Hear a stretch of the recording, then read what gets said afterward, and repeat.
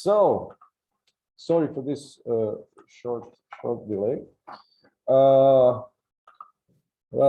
Thank you for joining us. My name is Alen Vodopijevec, and I will lead us through this session. Just a short introduction. I'm in the business for almost 2 decades, many of you even longer. And we all remember the starting points of open access advocacy, colors of open access, institutional repositories, implementation, e-prints, DSpace, Fedora, Landora, CERN's Invenio, and the happiness when we received first funds for the building of our repository service, for example, at the RBI. Next steps globally were the promotion of opening the research data, opening the peer review process, opening the whole research process. And it led us to the concept of the open science. Today, we are kind of open. Open science is a buzzword used all over the scholarly community, but are we heading the right way? In a recent discussion, I was challenged to defend our efforts by critics of the rather slow pace in which the changes in our domain are happening. But in my opinion, our ecosystem is very complex and it evolves accordingly to the environmental conditions. We as a community are responsible for this environment, the policies, the infrastructure, people, the financial issues. So the initiative as European Open Science Cloud, EOSC, numerous open science related projects, and even each one of us with our small contributions are parts that are making this change possible. Our project, National Initiative for Open Science in Europe, also promotes EOSC, supports the local research communities to join EOSC with their online services and promotes the adoption of open science principles in research as well as in the research evaluation practices. So, in this session, we have 3 lectures. First, Biljana and Milica will show us the current state and the role of the institutional repositories in Serbia. Next, Ivan Marić, the University Computing Center CEO and the President of Council of the Croatian Open Science Cloud, will tell us more about Croatian Open Science Initiative that started with gathering the key players in Croatian research and academic community. Why is it important? What are the milestones and foreseen impact? And at last, Davor and Andreja will give us more hands-on experience of National Initiative for Open Science activities and their relation to EOSC marketplace, showcasing the onboarding process and some of the onboarded services. So, first, I will give floor to Biljana and Milica. Biljana, you can start sharing the screen. I will just shortly introduce you. Biljana Kosanović is an information specialist working at the University of Belgrade, interested in and focused on the open science policy and implementation. She has been serving as the Open Air National Coordinator for Serbia since 2014 and has been coordinating several groups and projects focused on the implementation of the open science strategy in Serbia on the national and institutional level. She also has a rich experience and achievements in her career in building the library services that you can check on the conference page. Milica is a librarian at the Institute of Technical Sciences of the Serbian Academy of Sciences and Arts since 2007. Her professional interests focus on open science library services aimed at supporting research activities, training on academic services and tools, information literacy, and research ethics. She is currently involved in several projects dealing with open science and is a member of national team for open science in Serbia. So, please, the floor is yours.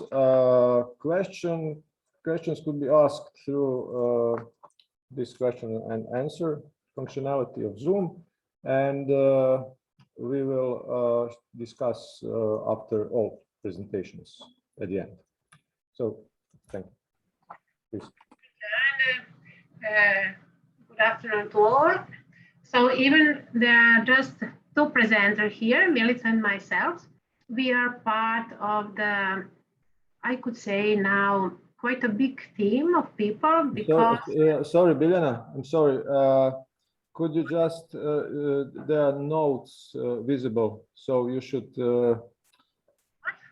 put your presentation on full screen without notes, I think.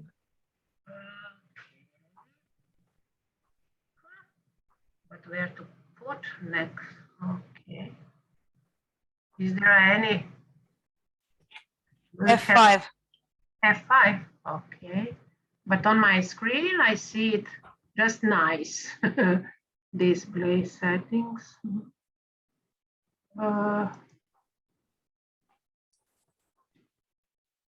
Is it better now? No.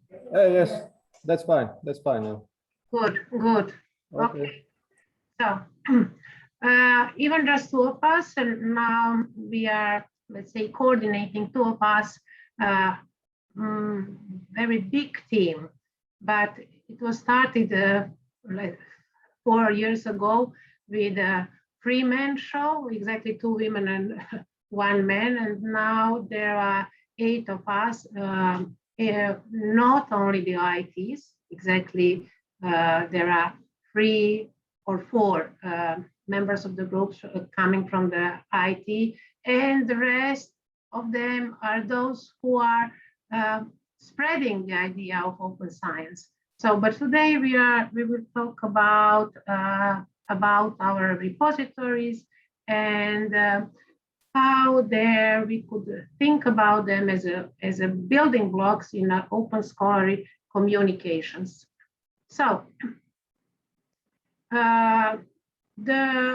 during the presentation, we will show you the results of the survey, which is taking place this summer among the institutional administrators. We think that they are one of the key persons if you want to make these repositories happen. And we use them not only as repository managers, but also as people who will spread the ideas and skills to their researchers about open science. Of course, here in Serbia, before we have a national policy, national open science policy adopted in 2018. At that time, we have only the national PhD repositories, as it is easier, very limited numbers of theses. Even there are 10,000 of them, but this is nothing comparing to the articles and the other research outputs. And we had at that time quite a lot of experience and quite successful service about our journals, especially those in Diamond Open Access. And after the adoption of the National Open Science Policy, the main question raised, who will finance that? And as we all know, all this infrastructure, the most important things, how to make them sustainable. So our road show, and the road was that institutions recognize that they need repositories and they fund them. So this is make our position quite safe, because now we are not dependent on very frequent changes in the government, again and again explaining to the officials in the government why this is important. Now we rely on the 40 institutions who funded or supported, self-financing all this work about institutional repositories. And of course, we include also in these results also our basic experience working with the researchers and institutions, which is our everyday job. The situation now is, and the live map is of course open, using open source tools for presenting this. Now we have around 40 repositories. Some of them are quite big, some of them are not so big, but 14 comparing just few of them before 2018 is some kind of success. If we are talking about level or how big the institutions with the repository are, we are talking about 5 universities repositories, exactly. I think the biggest university of Belgrade, universities in Serbia, has their own repositories, and a lot of faculties or research institutes.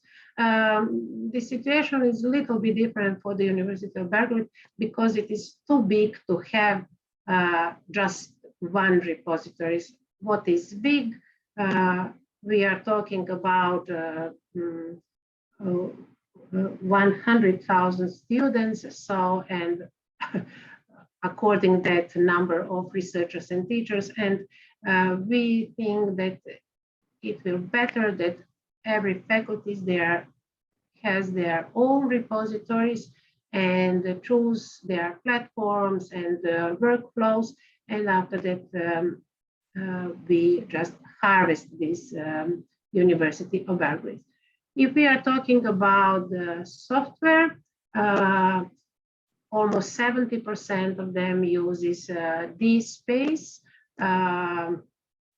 all versions, and some of them are also using ePrints, Islandora, just one, and Omeka, which is much more for the archives and museums, but one of our institutions also uses Omeka.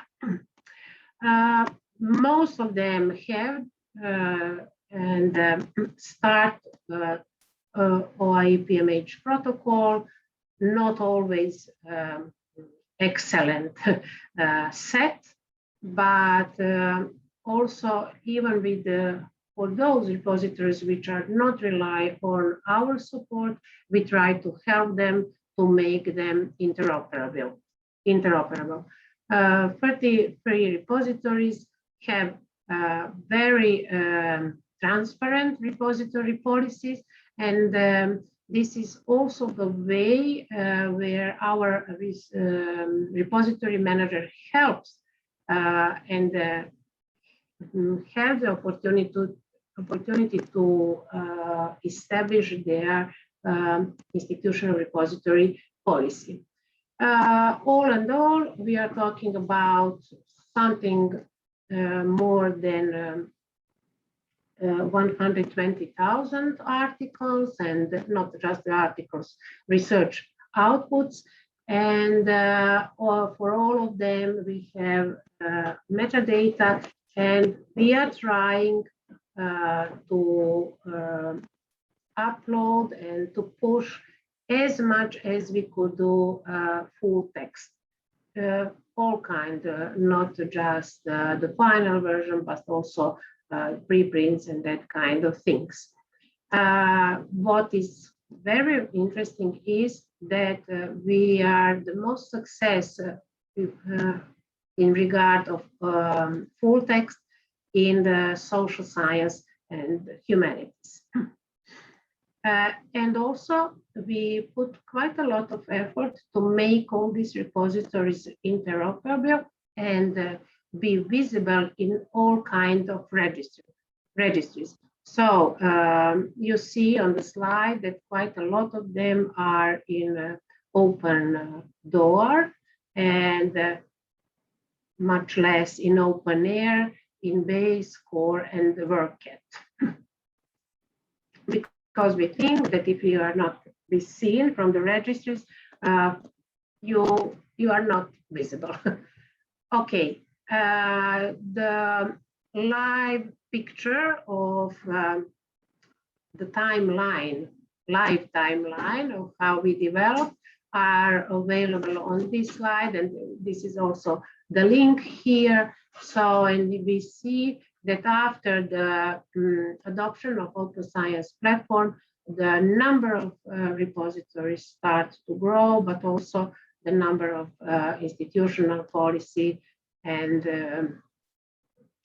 this really boosts the development and the expansion of repositories in our country. So a few words just about our methodology of this. I already mentioned that there was an anonymous service for repository manager in August this year. So there are more than 60% of them responding. We used in these results also our own experience, but also we checked the data available in this repository, because this is the facts which show us the real picture of what is the situation about this kind of infrastructure. So, and the results shown that for the institutional decision makers, for them, the main reason why to establish, support, and financially support building the repository is the easier monitoring and reporting, of course, the competition and prestige, and of course to responding to open access mandate, especially for those who are involved in European Commission projects. For the perspective of researchers, the reasons are much or less the same, but they also quite depends on the disciplines. And this is shown here of this nice spider diagram where are the main facts found in this research. So, what was the role of the national open access mandate? I already mentioned there are quite a lot of institutions adopted their open access policy, and the main, I think, achievement of this policy is that we put quite strictly technical things in the policy. So there could not be misunderstanding what the repository is and what it is not. But what is the weakest link in the national policy is that there are no monitoring mechanisms in it. So we will try to make this better for the next improvement of the national policy. And from now on, the Milica will continue to speak, and I will just showing the slide. So you could see that the situation in Serbia is quite complicated. We don't have enough resources. Institutions are not supported financially by the Ministry for Infrastructure. They don't get the money that would help them develop repositories, and their resources are already quite limited. So once they decide to establish a repository, to find the resources, which is not easy, to find the people, because they're not, the number of librarians at research institutions and academic institutions is insufficient. So when they decide that they want to establish a repository, to find a person who will maintain the repository and to keep on funding it, they think they start thinking about the purposes of the repository. Okay, there is an open access mandate. We can see from the insights that we have and that are quite detailed that the fact that it is not monitored also means that it is not really implemented. Most institutions are trying to just upload either metadata or full text files, which are not open access, many of them. So this is apparently not the main reason for establishing the repository. And it is apparent to institutions that nobody would sanction them if they don't have a repository. And yet they are establishing repositories. So these repositories serve some purposes, and these purposes are quite different from institution to institution. And these functions of the repositories are quite different from the perspectives of the institution and from the perspective of researchers. So for managers, they usually say that they, as the first reason why they would like to establish a repository is to comply with the national mandate, although it's not, it's apparently not a reason, and it's apparently not monitored. The main reason is, as Biljana has already mentioned, to archive everything they're producing and to have an insight into this and to facilitate the procedures for reporting, for promotion, for everything. Promotion procedures are the main motivations for researchers to support repositories. But also there are some other very interesting reasons that have guided us through this little investigation, and one of them is the ability to make the print content, print-only content, all the back files of journals and monographs publicly available, to make them accessible, because they are not accessible anywhere else apart from libraries. Also for researchers in social sciences and humanities, access to literature is very important. Last year, we had a lockdown. And then researchers from, for example, the Institute for the Serbian language or the Institute of Byzantine Studies, they could find literature. For them, all the literature actually has the status of research data. This is a source for their research. They could find the literature in repositories, and that is how they used repositories. And some of them, that was the moment when some of them started recognizing the role of repositories. So those repositories have a whole range of purposes currently. And we wanted to explore whether there are some other emerging purposes that they may have in future.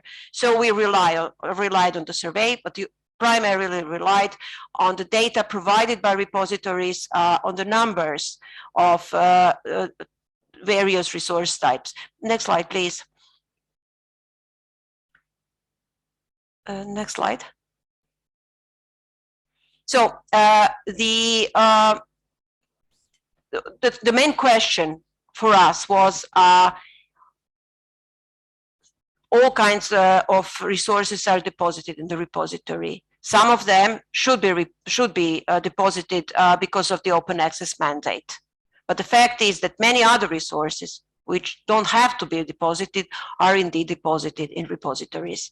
So these two things that don't have to be deposited are publications before 2018, when the mandate was introduced. So everything before that date didn't have to be deposited.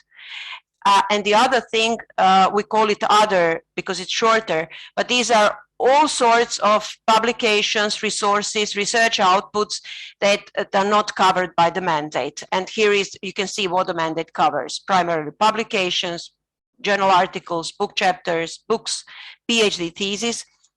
Master's thesis and bachelor thesis are not mandated, so this also is classified as other in our repository.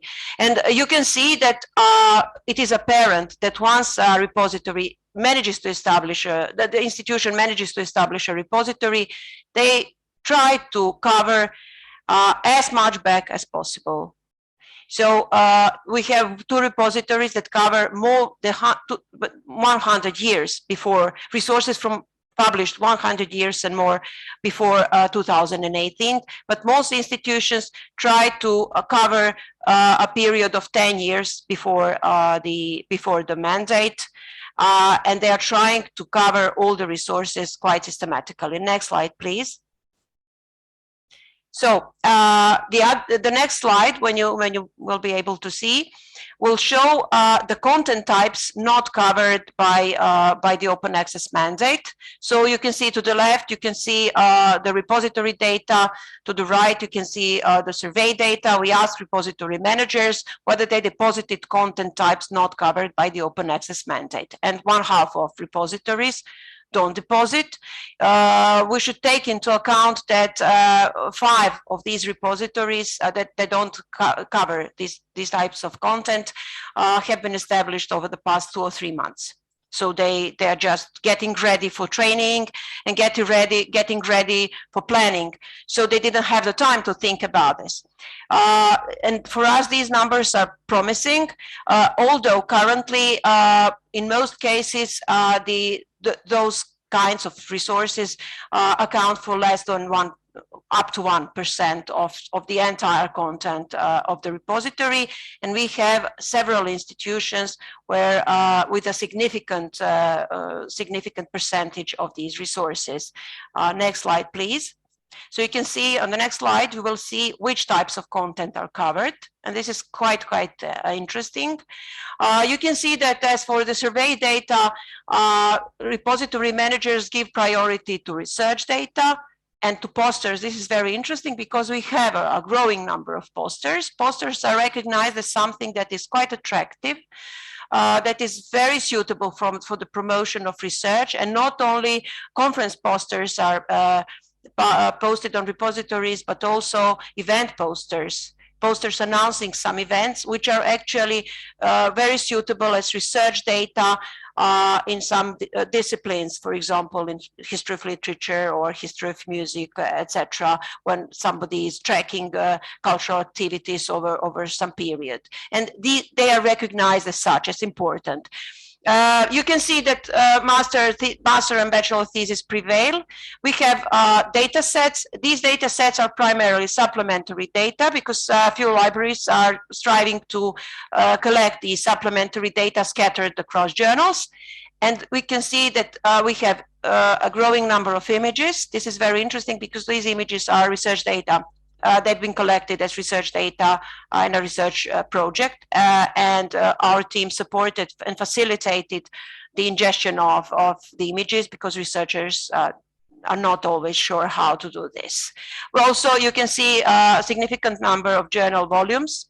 These journal volumes serve as sources of information. These are journals published by the institutions owning the repositories. Also, there is a significant number of event booklets. They're posted by the Serbian Academy of Sciences and Arts, and they can serve as a resource research because you can read the speeches during an event, etc. Next slide, please. And also we have a very interesting long tail of those various types of non-mandated outputs. They indicate, these are small numbers, but this long tail indicates that there is an interest. An institution that has uploaded a sound recording, that was a test. Currently, they don't have the time to upload more, but this indicates that they are getting ready to do this, that they have recognized this as an important source and as an important thing that should be uploaded on repository. Next slide, please. We also try to look into the reasons for not uploading more such resources at the moment. And the survey results were very actually clear about this. In Serbia, in more than half of repositories, only repository managers upload stuff. Researchers are the weakest point in this story. They're not motivated and they're trying to escape this whenever possible. So the only way to manage a repository practically is to have a repository manager who is taking care of everything about it. So they don't have the time to concentrate on these various resource types that don't have to be uploaded. Also, they usually do the other kinds of work. So the repositories are not the only thing they are doing. So perhaps they don't have the time to do this. And also in most cases, they're interested. This is apparent from the results. They started the initiative. Although they had a lot of work, they started the initiative in more than one half of the cases. This is a small number of institutions, but the answers also suggest that this is planned for future, that they are thinking about this, but they don't have the way and means to do it at the moment. The survey results also indicate that the researchers are not at all interested, and there are some probably, well, underrepresented responses which are apparent from our practice. These materials are often difficult to find because researchers own them. We can't find them on the internet. We don't have them at our libraries. So we have to get, for example, research data. We have to get research data from researchers, even if we want as repository managers to deposit them on their behalf. Also, it is my impression that repository managers overestimate their abilities to deal with metadata because once they start doing, it is apparent that they need assistance and that sometimes it's quite tricky describing all these resources in a repository. Next slide, please. So to conclude, our answer to the question on the first slide is that repositories in Serbia have a great potential to serve as a significant channel for open scholarly communication. This is indicated by the numbers that we show and by the intentions behind these numbers. As you can see, the open access mandate is far from being the only reason for establishing repositories. So there is an intrinsic interest among institutions to have research, to have repositories. And as we have a growing number of institutions introducing repositories and maintaining them regularly, this motivates other institutions. So we accept these numbers to grow. Also, our repositories are quite sustainable. They don't depend on the money provided by the government. They rely on the resources provided by institutions. So institutions that have decided to venture into this, they are not likely to give up the idea of having a repository and maintaining it. Also, this content diversity suggests, I see it as a kind of a map, of a plan. We have a little bit of everything. So this everything, these resource types that are now present in the repository are expected to grow and to be deposited in greater amounts than this is the case now. Thank you very much. We are ready for questions. Thank you, Biljana Milica. So we will take questions at the end.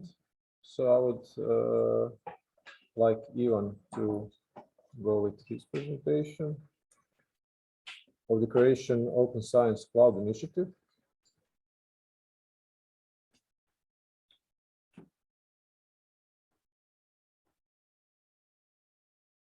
Okay. Just one mute myself. Sorry. Thank you, Alen. Yes, and yeah, you can put full screen. Okay. Great. Thank you. Hello, everybody. Nice presentation, Biljana and Milica. Thank you very much for insight in Serbian repository system. My presentation will be somehow different, and this is basically continuation of last PubMet presentation or panel we had in September. So you can see through this presentation continuation of activity in Croatia basically in a policy level of Open Science Cloud on a national level, but also related to EOSC, NIFOS, and all other activities that we are doing. Thank you very much. As Alen explained, another hat was given to me from the last September. Apart from this role is basically the president of the Council of the National Open Science Cloud, and let me share with you how we came to that in a very short time from September last year. I will not repeat too much in the beginning what the top level vision that we are creating in Europe is. It's basically that you are all aware of. It's a trusted space. It's EOSC for all reasons. It's a combination of trusted of data and services and infrastructures. And this new EOSC vision is basically becoming the partnership in new program. And the key aspect of this partnership or the EOSC vision is basically open science and fair data. The other elements that we are talking about, and this is already known to you, is that EOSC is not something new. This is the alliance of existing and planned infrastructure, and it's basically about connect, communicate, and collaborate. It's collaboration of different disciplines, different countries in the European area.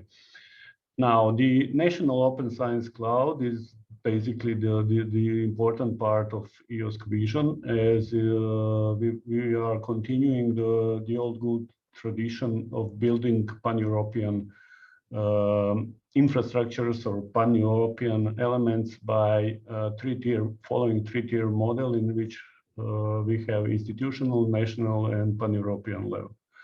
A National Open Science Cloud is significant because it brings together all significant stakeholders and resources on national level, for example, in Croatia, but also international, because we are building bridges towards Europe, and we are sometimes we are not coordinated enough, and we need a little bit coordination. And of course, everything today is about optimization of resources, and this is very, very important element.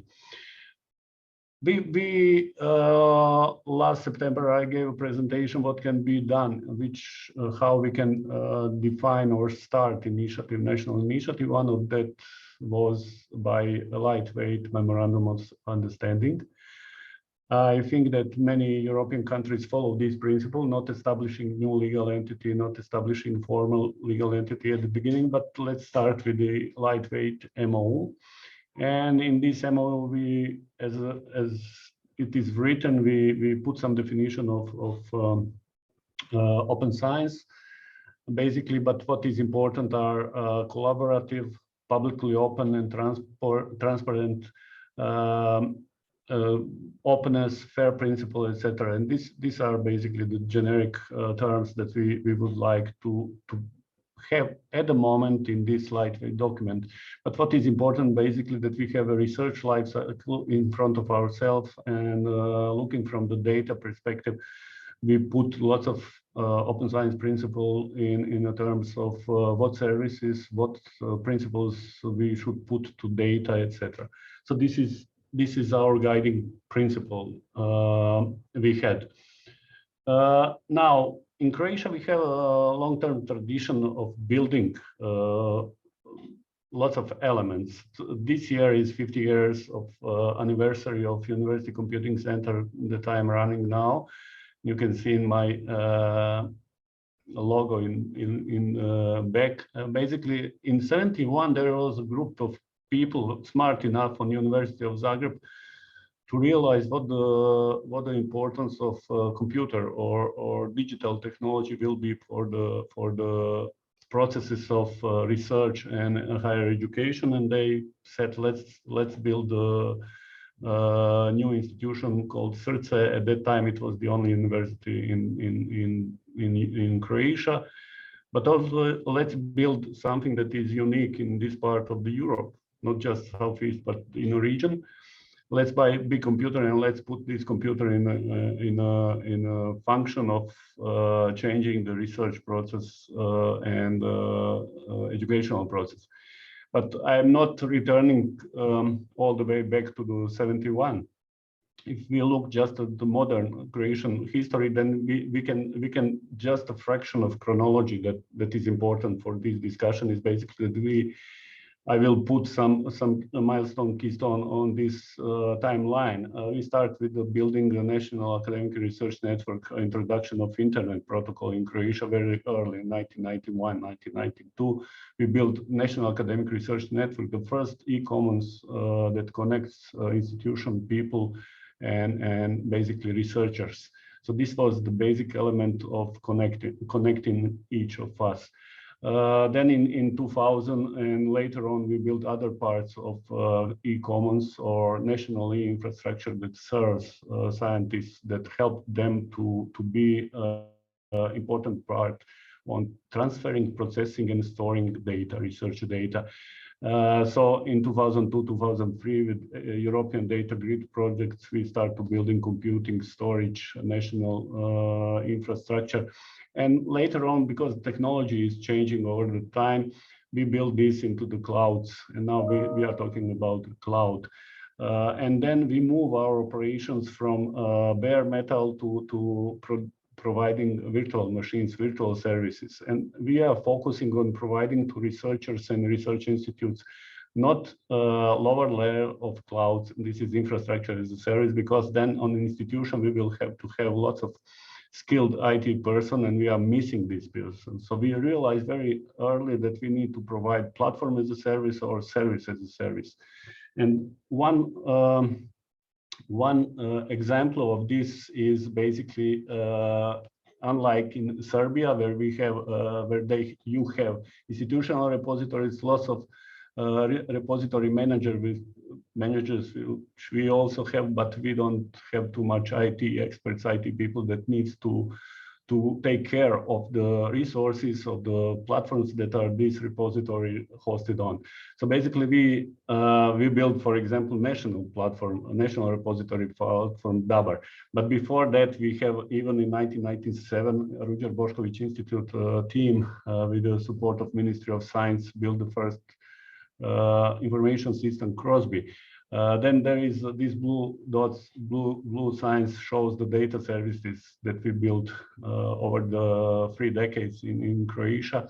And we are now ending with building the information system of research, CRORIS, so CRIS system.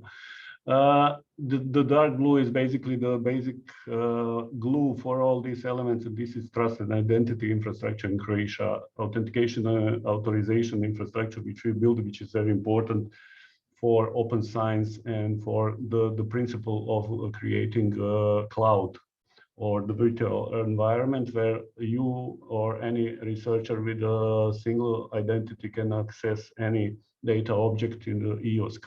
Basically, this is the EduGain story, which all we are part of. So, then on this infrastructure, on these data services, we have this organizational level, and this is following the models that in Europe were common, and this is European Research Infrastructure Consortium. And then in Croatia, we start to grouping discipline or people that are from the disciplines, scientific disciplines, and electing coordination institutions that represent Daria, Clarin, Erics in Croatia. And these are the digital bridge towards European infrastructure. And then there is another flag color, and this is flag color related to institutions that build their own policies, which are related to open science or declaration, etc. So this is just chronology or fraction of what we did over the 30 years. And this is the basic substance of what I discussed in September. What are the basic elements of initial startup of National Open Science Cloud? And at the end, of course, this is the yin-yang model where data and infrastructure are very much related or connected. You cannot have data that are not processed, not transferred, etc. On the other hand, infrastructure without data is useless. So it's obvious that we have to have combination of these two. And in Croatia, we have nice terms. We have a national project, HR-OOZ, which is scientific and educational cloud that we are building. And this is supercomputers, these are storage, computing, virtual clouds, etc. And then the initiative is OOZ. So basically, it's a combination, nice combination, but it's one is dealing with the data and data fair principles. The other one is the infrastructure.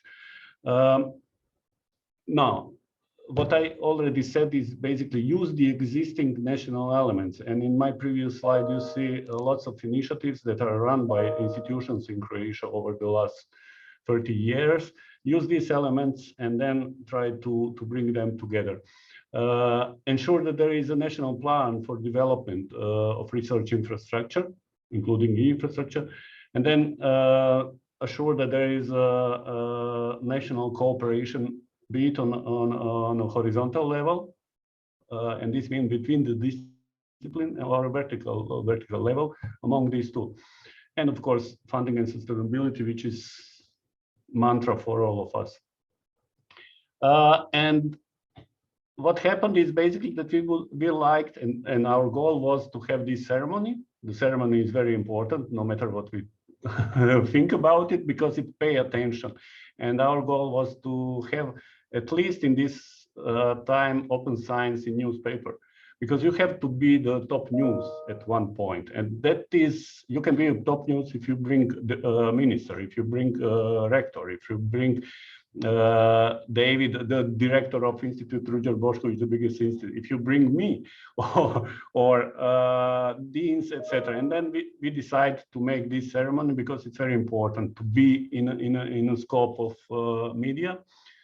And these are from the ceremony of basically hanging over the signed MOUs. So these are the 18 heads of different organizations in Croatia, including minister, which is in the center of this picture. Lots of rectors, deans, directors of the major institutions, and this was done a few weeks ago. And these are the initial setup of institutions. These institutions are behind all these flags that I showed before, and these institutions have purpose or roles that are related to our model, how we create the initial setup. Ministry of Science and Croatian Science Foundation are basically a research funding organization. And this is the model that we set in NIFOS and in some other projects.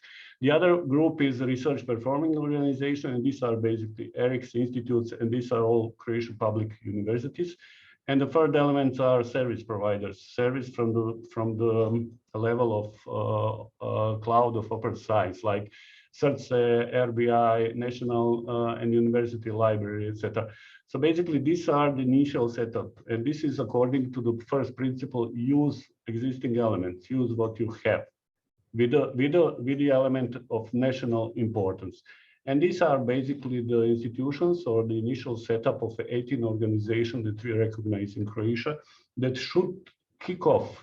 And the initiative is basically open to all, and we are now attracting others to join, but we needed to kick off, because if we go to 183 institutions which are in our registry in Croatia that do research, then we will never start any initiative. So basically, this is perfection is the enemy of progress. So you have to start with something that will bring some results very soon. And the goals or the task of our initiatives are very simple, which are in the memorandum of understanding. We have two goals, two major goals, and lots of other goals. Apart from promotion, etc., we will try to get to create the organization and governance structure of what we call now National Open Science Cloud. What will be the technical components, organigram, the relation between parties, etc., including long-term sustainability and other elements. And then we will try to do drafting proposal of the national plan for open science, because we are not having the fresh one. And basically the key element is to have this proposal of drafts of articles for the new law on scientific activity, new law on science and higher education in the part of open science. So it's not our aim to write new law, but to provide drafts for the institutions or people or groups in Ministry of Science who will draft the articles, or we have to assure that the principles, major points are in the law, but not on the detailed level.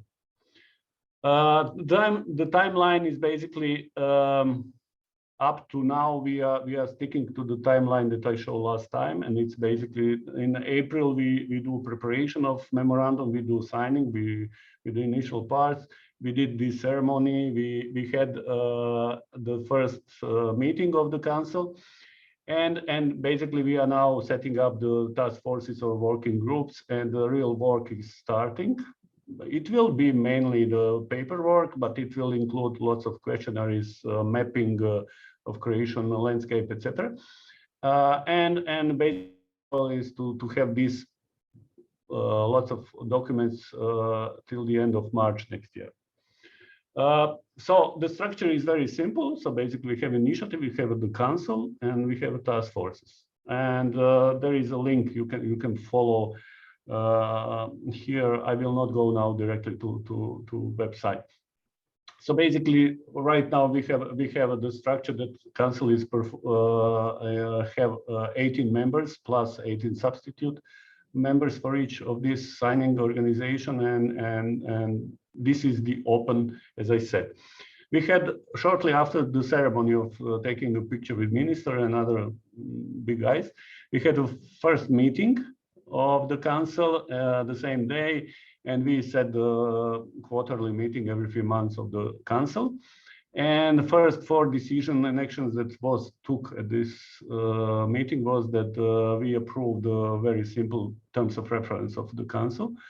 We elect the president and 2 vice presidents. So basically, they elect me for the president and director of Ruđer Bošković Institute, David Smith, and CEO of Croatian Science Foundation, Irena Martinović, for the vice president.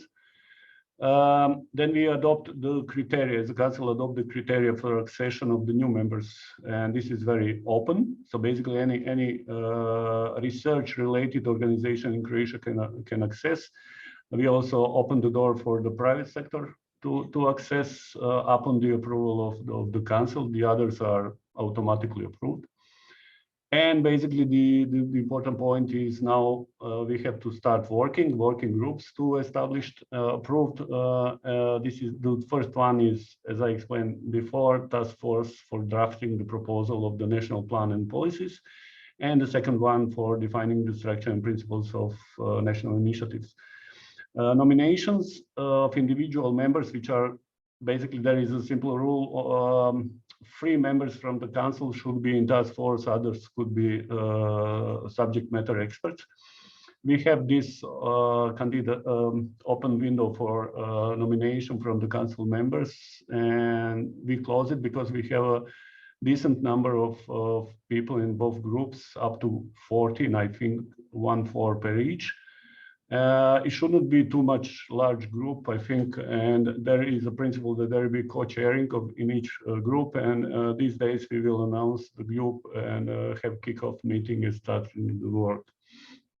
I expect our colleagues from NIFOS projects are basically running these task forces because we knew the process and we know what we want to achieve.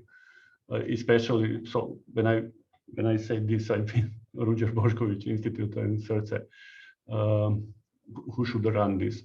Now, inside these task forces, so we have activities and the principles. So this, I don't know, I think I will skip. You can see from my slide. Mapping of open science activities, we already done some kind of mapping several times. Inside NIFOS, we have done it also, but this will be also on a national level and other mapping. Because over the last 20 years, I do these mappings from time to time, and I'm always furious because every pan-European mapping is manual work, and I really hate this. Yet another questionnaire. I think we all hate it, and I hope that building the national information system, CRORIS, that will hugely help us in the future to have this real-time weather map of open science or any other kind of scientific mapping in Croatia very soon. This is something which is not part of this presentation, but we rely on the monitoring and weather map tools that will be created by CRORIS project or initiative. So basically now we have to establish these two task forces and start working on the documents on all these activities, and be it very quick, because the ministry have a plan to go into procedure of putting new law in force at the beginning of next year, I think. But also this is very important. Why do you see the public universities or the key researching organization? Because it's very important that we set a template for institutional policies on open science. And many universities are now in the process of, they have to build new open science policies. And usually we do this fragmentally or individually. And then there is a work that have to be done by 10 of us. And why should we don't join, collaborate, and then do it together? And this is the kind that we in Croatia would like to do, not providing individual fragments and wasting resources, but to do it nationally and then do locally on your institutions. This is the basic principle. Is this my last slide? Yes, it is. And these are the links to our initiative, ROOS, or Croatian Open Science Initiative for Open Science, and the contact email.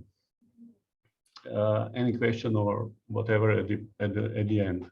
Yeah, thank you very much, Ivan. Thank you for your presentation and for your efforts in the establishing of the initiative and all the activities around it.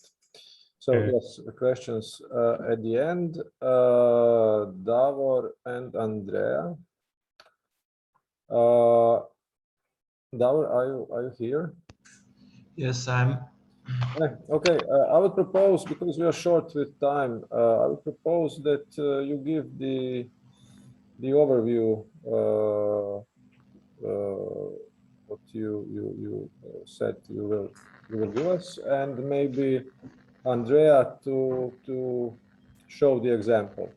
What do you think? Okay.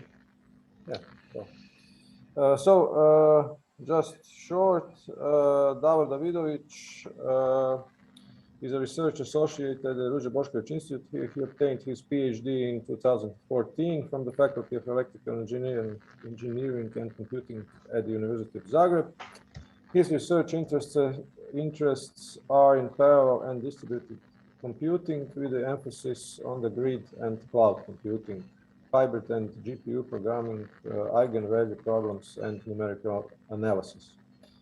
Andreja Stojić is an associate research professor at the Environmental Physics Laboratory, Institute of Physics in Belgrade, Serbia. His main research fields include environmental and data science, with a special focus on atmospheric chemistry and physics and artificial intelligence. So, Davor, the floor is yours. Thank you. Thank you for introduction. I'll try to be as short as possible since we're lack of time.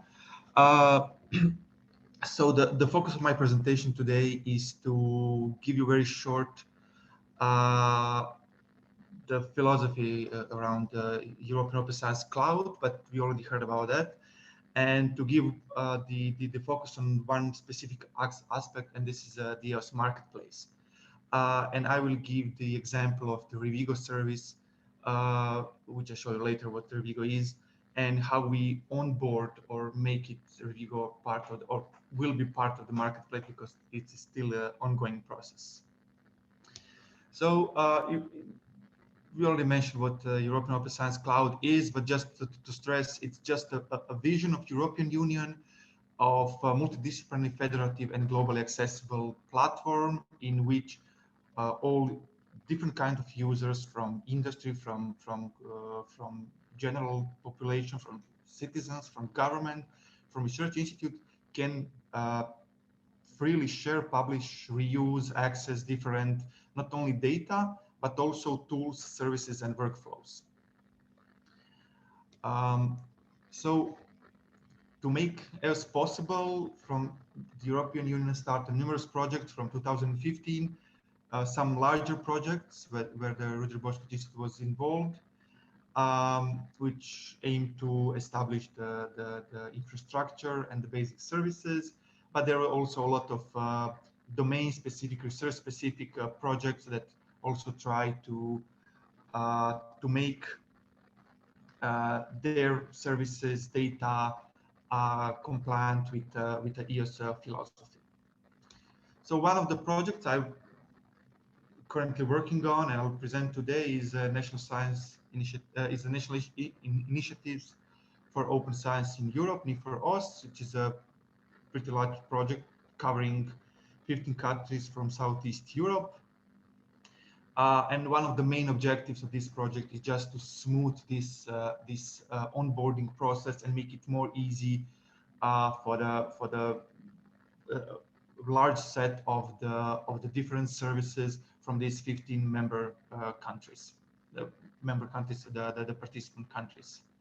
And one of the roles of the Ruđer Bošković Institute is onboarding two services. These are bioinformatics services. It's not exactly the domain of this conference, but I'll just the showcase of the onboarding process. So what type of services are onboarded? So basically, from the perspective of the service provider, so the persons who are providing service for the community, are the generic, thematic, and services and repositories. So the generic services are basically the low-level services like computer storage, so the more to the services that are connected to a raw computational infrastructure. And more interesting in my presentation are these thematic services, which are basically services that provide some domain or research-specific functionality to its users. And repositories, of course, very familiar terms. I don't have to. So the first question, maybe from the point of view of the service provider, is why to become part of EOSC and why to pass through all this process of onboarding. I put here just two benefits, which I found maybe the most interesting one is first is visibility and reusability of your services. So once your service is a part of the marketplace, it gained a much larger community and much larger number of people from different communities, not just your local community, can more easily find and access your service. And the second one is the improved quality of service, so that you are, through the process of onboarding, you're actually improving the quality of your service and you're improving the quality of what you offer to your users, with some background services which are maybe from the end user are not very obvious, but from your perspective as provider is very useful, like a help desk or the monitoring or accounting services or different services that help you to make your service more reliable. Okay, just a short overview how this onboarding process in general scope looks like in the NIFR-OOZ project. So the first step is you request for onboarding of the service. Then you provide the service description via the standardized template, so that it's a web-based template. And then your service is registered within the NIFR-OOZ service portfolio. And then you can start integration different services if you need for such with your concrete service. For instance, you can go with some pre-existing or other services already offered by EOSC or NIFR-OOZ, or you can use reuse or integrate with some core services like monitoring, accounting, and help desk. After you pass the process of integration, then you have service validation, and after that you end up in the NIFRS service catalog as the onboarded service, which is then is compatible with the EOSC service catalog, which is the main catalog or marketplace for the entire Europe. So a few about the EOSC marketplace. Maybe some of you are already familiar with that, but it will be easier just to show you how it looks like. So I have a very nice and catchy the welcome page, and basically what you can do on this site is that you can search different services based on the different parameters. For instance, we can search for scientific domain, let's say for the humanities, and we can see there is a lot of different services already registered in the EOSC marketplace. So if you go any of the machine translation, so you have some information about the service, the details. For instance, the access type, the access mode, this is free or paid, some other information like terms of use, privacy policy, etc. And you can also easily go to and access the resource. So go to the resource and you are basically landed on the page of where the resource physically is, so in its home institution. So let's back to sorry, do you see my browser? No, we just see okay. the slide. Yeah. Okay. It's sharing it just per window. Okay, let me do it this quickly. I will share the other way. Share this one. Okay, so this is the marketplace. You can see now the okay. So as I said, you can browse by different categories, and if you go here, you can, for instance, as I said, let's see what's from the humanities we have of the service registered at the marketplace. There are a lot of services, and we can just pick one from, let's say, open air community gateway, and you have some information about some details on how you can access, if it's paid or not, some maturity level of the service, etc. And you can easily access the resource. So go to the resource and you are directly landed to that particular resource. So the idea of marketplace is just to be a one-stop shop, so you can go there and find the service or the basically what you need based on some tags or the keywords you are interested in. Yeah. Okay. And one day the Atlas service will be on the EOSC marketplace. Andrea, am I right? And yes, you are.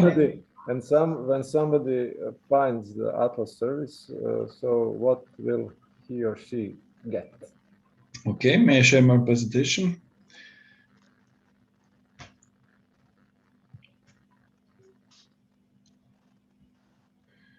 Just a second.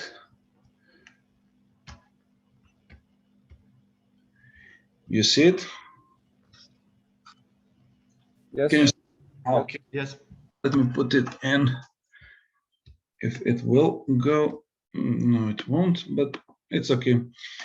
Just a second. I have a problem now with it.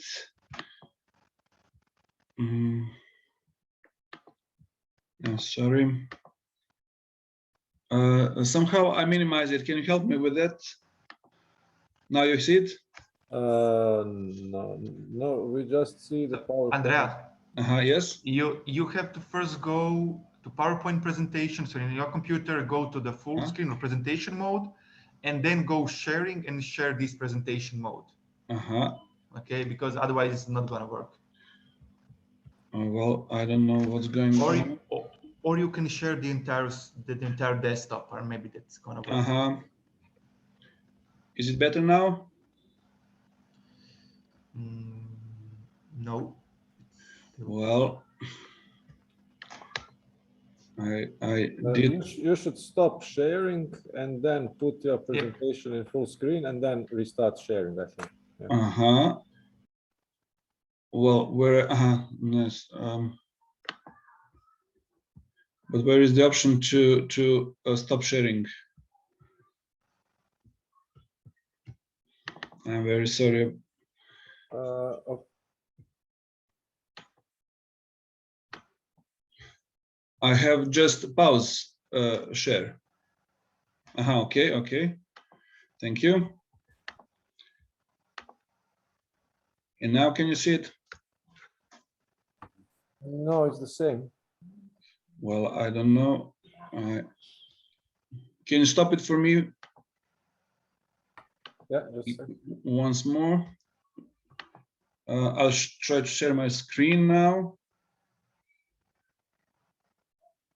I have a message that participants can see my screen.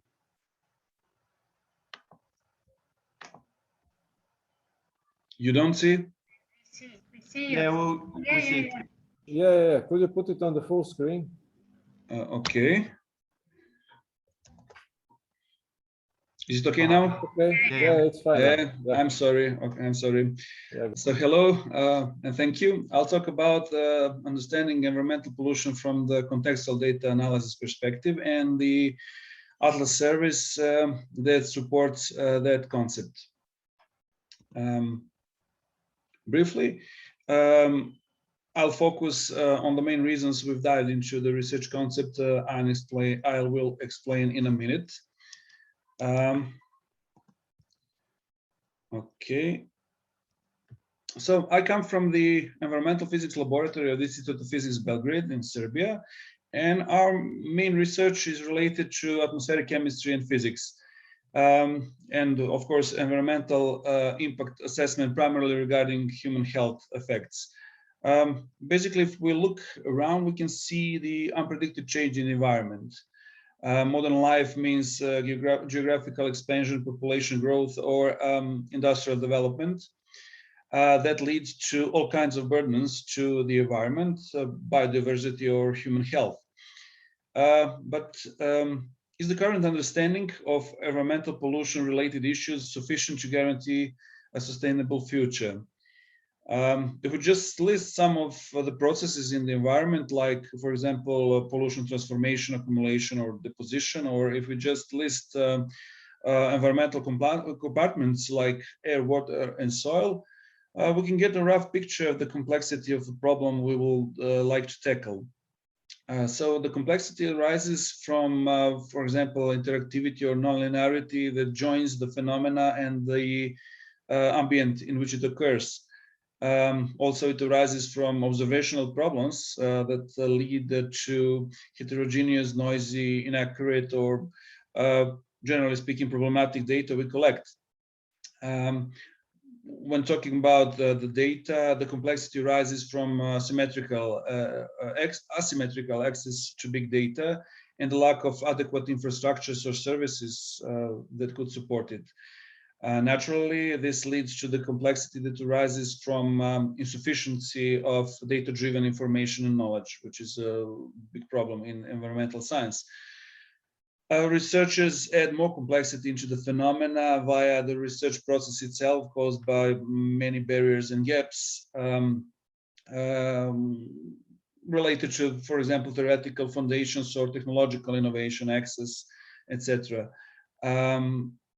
What is complicating our world is that we're living in extremely dynamic world with everything moving far beyond the patterns we could ever imagine. But still, for some reason, this doesn't prevent us from searching for conclusions standing at simple starting points, nominating, for example, simple ideas, or deriving simple considerations, not even conclusions. So to deeper, foster or accelerate the progress towards resolving more and more complex and rapidly growing environmental pollution issues, we need a deep understanding of the nature of the environmental complexity and of the responses it requires. So in its mission to guarantee global sustainability, environmental science, we think, needs new starting points and very likely a new paradigm. So in a search of a new paradigm, our research moved towards environmental complexity recognition and sophisticated and synergetic modeling. This finally led us to the artificial intelligence, and that led us to Atlas service and the project we got. Atlas aims to provide a new artificial intelligence theoretical foundations as one of the main pillars of the environmental science new paradigm. It will balance the data by delivering a tool capable of providing in-depth insights into a variety of characteristics of environmental pollution. The tool means accurate modeling, capable of delivering a solid base to derive into environmental pollution fate or forecasts, or even development of scenarios like we have in climate modeling, for example.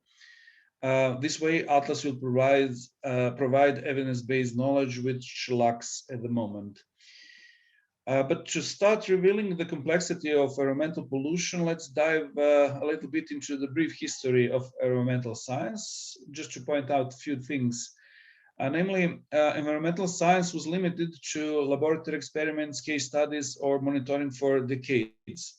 More and more sophisticated equipment measured, of course, more and more precise data. And this approach provided a large amount of data and some amount of knowledge. But does it help us in revealing the global environmental fate, for example, of particulate matter, PM, bearing in mind its composition with potentially toxic, mutagenic, or carcinogenic contaminants? Well, let's see. On this slide, you can see a picture of what that could be a basic overview of what we think of as environmental pollution-related ambient. We can think of emission sources, meteorological factors shaping air circulation, for example, or sun and its radiation shaping, for example, seasonal cycling, etc. We can think of chemical reactions or a different environmental compartment interconnectivity, or everything above mentioned interrelated. But what we can actually observe, of course, we can observe just some of the emission sources and some of the meteorological factors. And what be our perception of the same ambient just by adding few more facts. Lightning produces, for example, many reactive species, and certainly affects atmospheric chemistry and many pollution-related processes.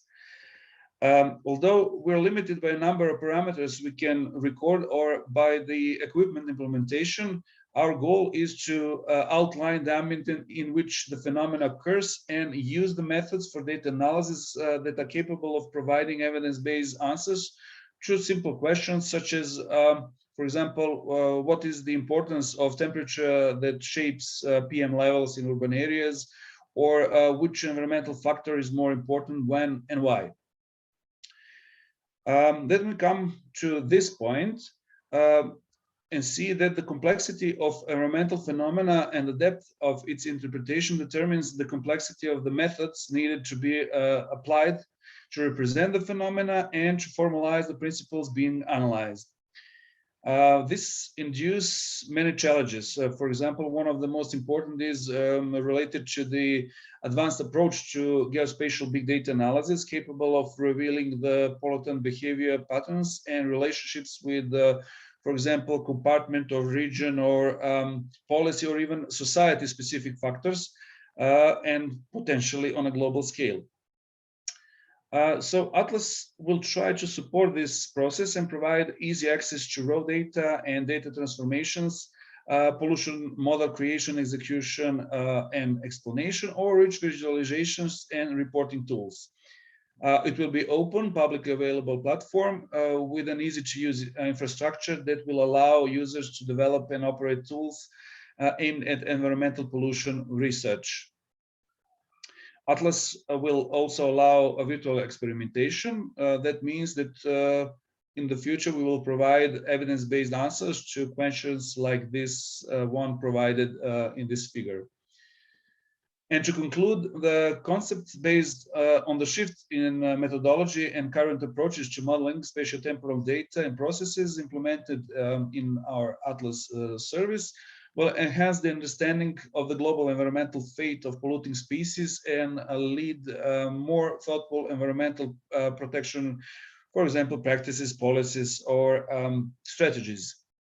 Also, Atlas aims to harmonize environmental research via facilitating access to environmental data, data analysis, exploration, and exploitation of the results. This will increase efficiency, creativity, and productivity of research, and at the same time scale up data analysis, for example, at the global level, which will we think support transdisciplinary, etc., etc. And finally, thank you for your attention. Thank you very much, Davor and Andreja. We will skip questions for now, but I encourage all participants to ask in Q&A section. There are some questions already asked and answered. Thank you for answering the questions, Ivan and Biljana. And we will take questions if there will be some more, and try to forward it to the speakers later. And I just saw the question from Marcus.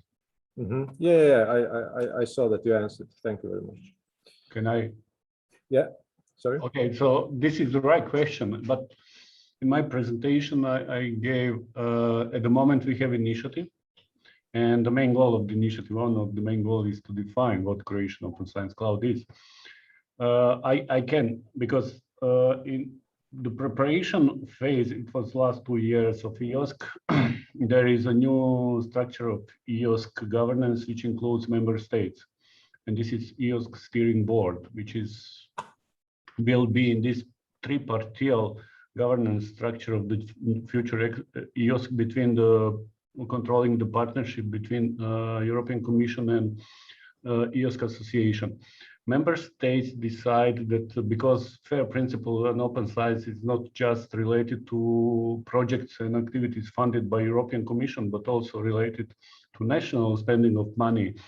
And also, as I said, tripartite part of building pan-European initiative includes institutional, national, and pan-European.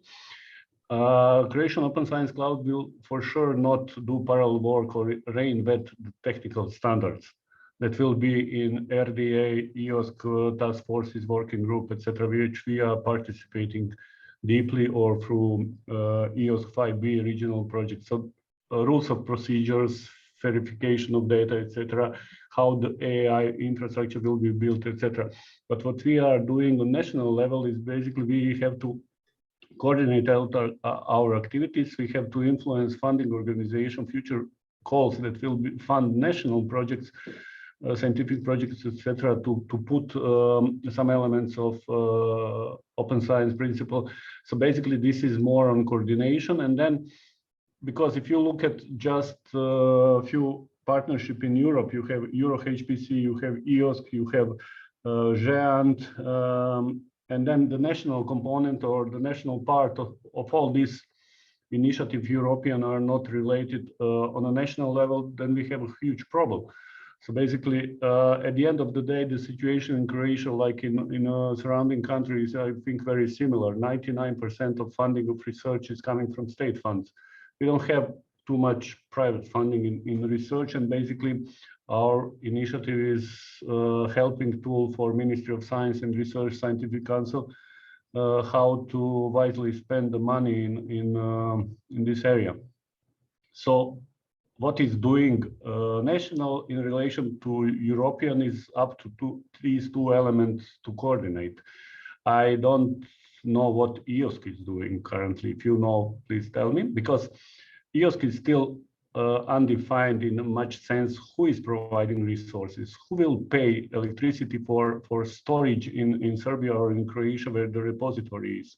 And this is the part, so service delivery model is known. We are building EOSC as a cloud where with our identities from Academic Community Federation, we can access at the point of use of users for free.